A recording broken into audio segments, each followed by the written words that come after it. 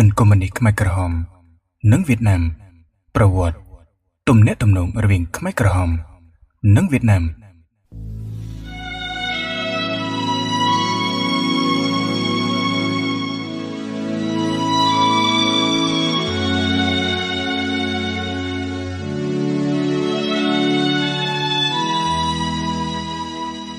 មកទល់នឹងថ្ងៃនេះប្រវត្តិនៃទំនាក់ទំនងរវាងជនកុម្មុយនីសខ្មែរក្រហមនិងវៀតណាមស្ថិតនៅជាឥតកំបាំងនៅឡើយទោះបីជាមានការសិក្សាស្រាវជ្រាវក្នុងទ្រង់ទ្រីធំទៅលើប្រធានបទនេះនៅក្នុងប្រទេសរុស្ស៊ីនិងបរទេសក៏នៅតែគ្មានចម្លើយឆ្លើយតបទៅនឹងសំណួរសំខាន់ជាច្រើនប្រវត្តិនៃទំនាក់ទំនងរវាងប៉ុល ពតនិងខ្មែរក្រហមជួនកាលត្រូវបានបកស្រាយខុសគ្នារវាងអ្វីដែលវៀតណាមនិងលោកខាងលិចបានអត្ថាធិប្បាយសម្ដីរបស់មេដឹកនាំខ្មែរក្រហមដូចជាអៀងសេរីឬខៀវសំផនកាលពីឆ្នាំ1999ដែលបានចុះចូលនៅខាងរដ្ឋាភិបាលភ្នំពេញហើយបាននិយាយអ្វីដែលប្រជាជនកម្ពុជាចង់ស្ដាប់នោះក៏នៅមិនទាន់មានលក្ខណៈសម្បត្តិគួរឲ្យជឿទុកចិត្តបានដែរទាំងអស់នេះអាចទិញសេចក្តីសន្និដ្ឋានថាការវិភាគទំនាក់ទំនងរវាងទីក្រុងហាណូយនិងខ្មែរក្រហមមិនមែនជារឿងប្រវត្តិសាស្ត្រតែម្យ៉ាងនោះទេនៅមានធាតុនយោបាយមួយទៀតដែលជាប្រធានបទសំខាន់នៅក្នុងការសិក្សានេះអ្នកនិពន្ធអត្ថបទនេះព្យាយាមដោះស្រាយបញ្ហានិងបង្ហាញពីគោលបំណងនិងរូបភាពនៃភាពមិនលំអៀងចំពោះអ្វីដែលបានកើតឡើងនៅក្នុងអតីតកាលការសិក្សាស្រាវជ្រាវនេះគឺពឹងផ្អែកទៅលើការសិក្សាមួយដែលផ្អែកទៅលើឯកសារនៅបណ្ណាសាររបស់អតីតសហភាពសូវៀតកំណត់ហេតុរបស់ឯកអគ្គរដ្ឋទូតសហភាពសូវៀតនិងវៀតណាមឯកសារសន្ទនាជាមួយនឹងសមាជិករដ្ឋាភិបាលជាន់ខ្ពស់របស់វៀតណាមសំណេរវិភាគសម្បត្តិនយោបាយរបស់ស្ថានទូតសហភាពសូវៀតប្រចាំនៅសាធារណរដ្ឋសង្គមនិយមវៀតណាមនិងឯកសារផ្សេងមួយចំនួនទៀតតម្កល់ទុកនៅបណ្ណាសារប្រវត្តិសាស្ត្រទំនើបរុស្ស៊ីដោយមានយោងប្រភពផ្សេងទៀតដូចជាបណ្ណាសារអាណានិគមនិយមបារាំងនិងកិច្ចសម្ភាសន៍ជាមួយជនជាតិវៀតណាមនិងកម្ពុជាសូមមើលសៀវភៅប្រវត្តិវិទូ Buchanan តើប៉ុល ពតឡើងកាន់អំណាចដោយរបៀបណាប្រវត្តិកុម្មុយនីស1930-1975 ស្នាដៃនេះអាចផ្ដល់ចម្លើយប្រកបដោយភាពពិតប្រាកដនិងសមហេតុផលទៅនឹងបញ្ហានេះ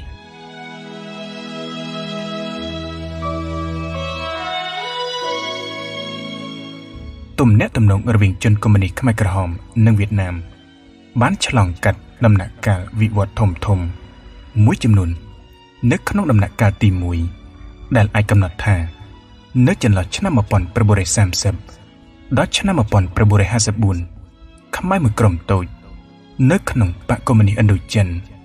បានស្ថិតនៅក្រោមមនោគមវិជ្ជានិងការគ្រប់គ្រងចាត់តាំងរបស់ជនកុម្មុយនីសវៀតណាម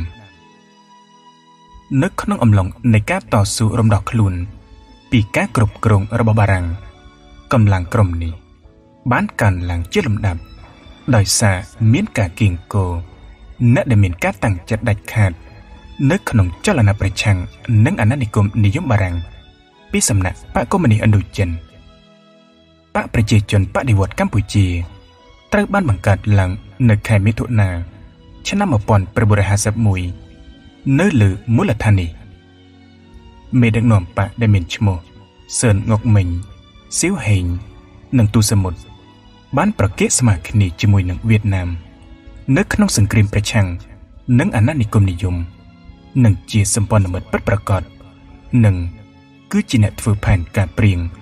ឡើងដោយបកកុម្មុយនីសឥណ្ឌូចិននៅឆ្នាំ1954កិច្ចព្រមព្រៀងនៅទីក្រុងហ្សឺណែវស្ដីអំពីបញ្ហាឥណ្ឌូចិនបានផ្លាស់ប្ដូរទំនាក់ទំនងជនកុម្មុយនីសខ្មែរក្រហមនិងវៀតណាមយ៉ាងគំហុកវៀតណាមបានដកកម្លាំងរបស់ខ្លួនចេញពីកម្ពុជាតាមកិច្ចព្រមព្រៀងក៏ប៉ុន្តែមិនដូចប្រទេសឡាវទេពល ដែលមានតំបន់សេរីដូចជាសាមលាត្រូវបានកាន់កាប់ដោយជនកុម្មុយនីសទីក្រុងហាណូយមិនអាចទទួលបានលក្ខណៈបែបនេះពីសម្ព័ន្ធមិត្តខ្មែរឡើយវៀតណាមក្រោមការគៀបសង្កត់ពីរបបសីហនុនិងសម្ព័ន្ធមិត្តលោកខាងលិចមិនអាចសូម្បីតែឲ្យក្រុមខ្មែរកុម្មុយនីសចូលរួមកិច្ចចរចានៅទីក្រុងសឺណែវក៏មិនបានដែរហើយនៅចុងឆ្នាំ1954វៀតណាមបានដកទ័ពប្រយុទ្ធរបស់ខ្លួនចេញពីតំបន់នានានៅលើទឹកដីកម្ពុជាដែលស្ថិតនៅក្រោមការកាន់កាប់របស់ខ្លួនចាប់តាំងពីពេលនោះមកកងកម្លាំងរាជានិយមបានចូលទៅក្នុងតំបន់ទាំងអស់ដែលស្ថិតនៅក្រោមការត្រួតត្រារបស់បកប្រជាជនបដិវត្តន៍កម្ពុជាដែលជំរុញឲ្យបកនេះបង្ខំចិត្តលាក់ខ្លួនការលួងចិត្តរបស់ទីក្រុងហាណូយដែលផ្ដល់លទ្ធភាពក្នុងការលាក់ខ្លួនរបស់សម្ព័ន្ធមិត្តចំនួន 2000 នាក់នៅក្នុងទឹកដីវៀតណាមខាងជើងនេះបើយោងតាមស្នាដៃរបស់នាយ័នចន្ទាដែលមានចំណងជើងថាបងប្អូនដែលជាសត្រូវទំព័រ59គឺមិនទាន់គ្រប់គ្រាន់ទេនៅក្នុងការចូលរួមនៅក្នុងចលនាតស៊ូនេះហេតុដូចនេះហើយបានជានៅក្នុងចំណោមខ្មែរក្រហមកុម្មុយនីសដែលនៅសេសសល់ក្នុងប្រទេសកម្ពុជានិយាយថាពួកហាណូយបានក្បត់ទៅនឹងខ្លួនហើយបានយកខ្លួន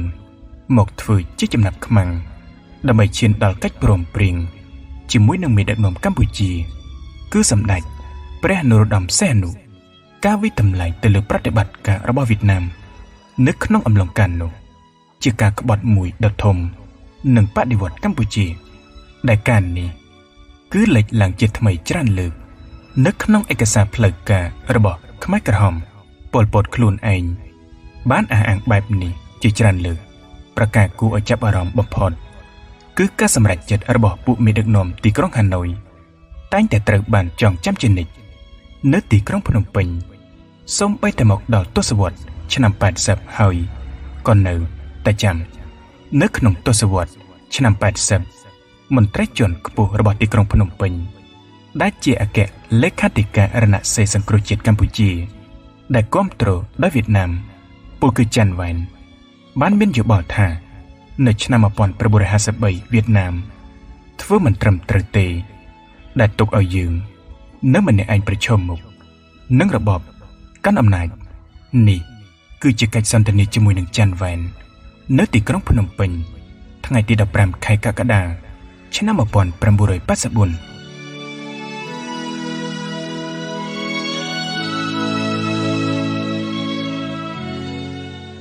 ព្រឹត្តិការណ៍នៅឥណ្ឌូចិនក្នុងឆ្នាំ1954គឺជាការចាប់ផ្ដើមដំណាក់កាលថ្មីនៃទំនាក់ទំនងរវាងជនកុម្មុយនីសខ្មែរក្រហមនិងវៀតណាមភាពជាដៃគូដ៏ជិតស្និទ្ធក្នុងអំឡុងឆ្នាំ1949ដល់ឆ្នាំ1953คล้ายជាគ្មានន័យអ្វីទាំងអស់ហើយបកប្រជាជនបដិវត្តន៍កម្ពុជាដែលបាត់បង់សមាជិករបស់ខ្លួនជាច្រើនរូបបានសម្រេចចិត្តលាក់ខ្លួនហើយមានភាពរកាំរកូសជាមួយគ្នាអស់រយៈពេលជាច្រើនឆ្នាំទៅលើទស្សនៈរបស់ទីក្រុងហាណូយមេដឹកនាំវៀតណាមខាងជើងដែលកំពុងតែរៀបចំឲ្យមានការតស៊ូប្រដាប់អាវុធសាជាថ្មីនៅវៀតណាមខាងត្បូងយល់ឃើញថាសម្ដេចនរោត្តមសីហនុដែលមានវោហារសាស្ត្រប្រឆាំងទៅនឹងចក្រពត្តិអាមេរិកាំងគឺជាសម្ព័ន្ធមិត្តដ៏សំខាន់ជាងបកប្រជាជនបដិវត្តន៍កម្ពុជាមិនតែប៉ុណ្ណោះសោតសម្ដេចសីហនុមានអំណាចពិតប្រាកដទីក្រុងហាណូយសង្ឃឹមជឿជាក់យ៉ាងមុតមមទៅលើសម្ព័ន្ធភាពជាមួយសម្ដេចសីហនុដែលមិនត្រឹមតែរិះគន់សហរដ្ឋអាមេរិកទេថែមទាំងផ្ដល់ឲ្យវៀតណាមខាងជើងនូវលទ្ធភាពប្រើប្រាស់ទឹកដីខ្លួនដើម្បីជាប្រយោជន៍បង្កើតសមរភូមិក្រោយនៅទីតាំងមួយដែលហៅថាច្រកផ្លូវលំហូជីមិញនិងបញ្ជូនអាវុធគ្រប់រំសេវដើម្បីទៅវាយវៀតណាមខាងត្បូងតាមរយៈកំពង់ផែក្រុងព្រះសីហនុនៅក្នុងទឹកដីកម្ពុជាទៀតទោះជាយ៉ាងណាក៏ដោយខ្មែរបានទទួលប្រមាណតែ 10% ក្នុងចំណាំអាវុធគ្រប់រំសេវ đáp mình chun nì bởi dung tam sanh đại ra bỏ nái dân chân đà sẽ trở bong ôn anh nước trong tầm bùa tí hóc sập mùi nâng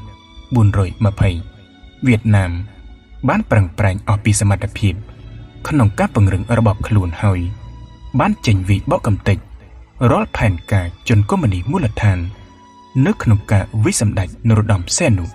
tì krong Hà Nội chứa chẹt thà cá tỏ suประดับ อาวุธ ជាមួយរដ្ឋាភិបាលសម្ដេចសីហនុបានធ្វើឲ្យខ្លួនចុកសោយហើយបើកផ្លូវឲ្យចក្រពត្តិអាមេរិកប្រើឥទ្ធិពលបោកប្រាស់ប្រឆាំងនឹងកម្ពុជាមិនតែប៉ុណ្ណោះវៀតណាមថែមទាំងព្យាយាមមិនឲ្យខ្មែរកុម្មុយនីសចាក់ចេញពីទីក្រុងហាណូយ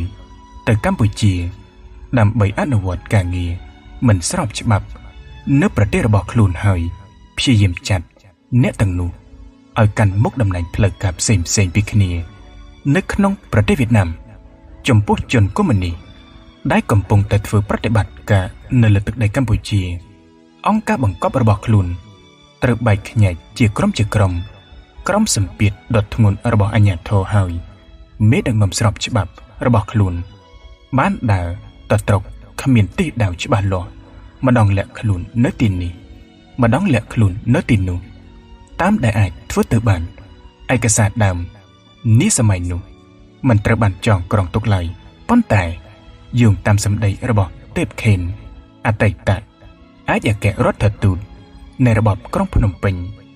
ក្រោមការដឹកនាំរបស់លោកហេងសំរិនបានឲ្យដឹងថាឯកសារទាំងអស់របស់បកត្រូវបានប្រមូលដាក់ក្នុងកាបូបរបស់ទូតសមុទ្រនិងអង្គរៈ2នាក់ដែលយកតាមខ្លួនរហូត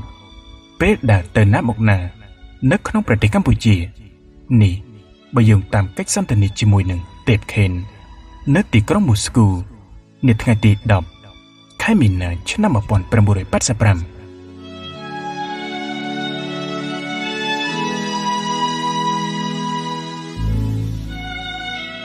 អំពើក្បត់វិវារបស់ស៊ីវហេងដែលជាមនុស្សសំខាន់ទី2នៅក្នុងជួរបកប្រជាជនបដិវត្តកម្ពុជាគឺជាការវិសម្ពងមួយប្រណងយ៉ាងដំណំទៅលើអង្គការដែលបង្កប់ខ្លួនមេបករូបនេះដែលទទួលខុសត្រូវការងាររបស់បកប្រជាជនកម្ពុជានៅក្នុងជួរប្រជាកសិករអស់ជាច្រើនឆ្នាំមកហើយនោះបានសហការយ៉ាងសំខាន់ជាមួយនឹងភ្នាក់ងារសម្ងាត់ជាពិសេសពួកអ្នកកំពុងកាន់កាប់ប្រទេសហើយនៅក្នុងឆ្នាំ1955ដល់ឆ្នាំ1959បានប្រគល់សកម្មជនកុម្មុយនីសនៅក្នុងប្រទេសឲ្យអាជ្ញាធរកាន់អំណាចភាពច្របូកច្របល់ជាក់ស្ដែងដែលកើតឡើងនៅពេញផ្ទៃក្នុងបកនិងភាពគ្មានការគ្រប់គ្រងមាំទាំពីសំណាក់បកវៀតណាមបានផ្ដល់ឲ្យនៅសឡុតសដែលក្រោយមកត្រូវបានដាក់ឈ្មោះខ្លួនឯងថាជាប៉ុលពតនោះដែលទើបត្រឡប់មកពីប្រទេសបារាំងព្រមទាំងមិត្តភ័ក្តិសំខាន់មួយចំនួនទៀតដែលនៅសិក្សាជាមួយគ្នានៅលទ្ធភាពយ៉ាងច្រើនក្នុងការឡើងកាន់តំណែងធំនៅក្នុងអង្គការមួយដែលត្រូវរង្គោះរង្គើពាក់កណ្ដាលនិងឯកោភាពវិវេរបស់សៀវហេងមិនមានផលប៉ះពាល់ខ្លាំងណាស់ណាទៅលើអ្នកទាំងនោះទេពីព្រោះអ្នកទាំងនេះស្ថិតនៅក្នុងក្រុមបកនៅទីក្រុងដឹកនាំដោយទូតសមុទ្រភាពរីកចម្រើនផ្នែកអាជីពរបស់ប៉ុលពតមានសភាពខ្លាំងក្លាណាស់ពលគឺនៅឆ្នាំ1953ប៉ុលពតបានក្លាយទៅជាលេខាបកតំបន់ហើយនៅក្នុងឆ្នាំ1959ប៉ុលពតបានឡើងកាន់តំណែងជាលេខាគណៈកម្មាធិការទីក្រុងភ្នំពេញនៃបកប្រជាជនបដិវត្តកម្ពុជានេះបើយោងតាមកិច្ចសន្ទនាជាមួយនឹងចាន់វ៉ែននៅទីក្រុងភ្នំពេញថ្ងៃទី15 ខែកក្កដាឆ្នាំ1984នៅឆ្នាំ1962នគរបាលសម្ងាត់របស់សម្ដេចនរោត្តមសីហនុបានធ្វើការវិប្រហារនិងសម្លាប់ទូតសមុទ្រនៅកន្លែងលាក់ខ្លួនសម្ងាត់នៅទីក្រុងភ្នំពេញ4ឆ្នាំមុនពលគឺនៅឆ្នាំ1958មេដឹកនាំសំខាន់មួយរូបទៀតនៃបកប្រជាជនបដិវត្តកម្ពុជាដែលជានិពន្ធនាយកនៃសារព័ត៌មានរបស់បកឈ្មោះនបផាន់ត្រូវបានបាញ់សម្លាប់ប៉ុលពតនិងមិត្តភ័ក្តិពេលនោះ មានឱកាសល្អកម្ររកបានក្នុងការដឹកនាំបកឬច្បាស់ជាងនេះទៀតអ្វីត្រូវបានបន្សល់ទុក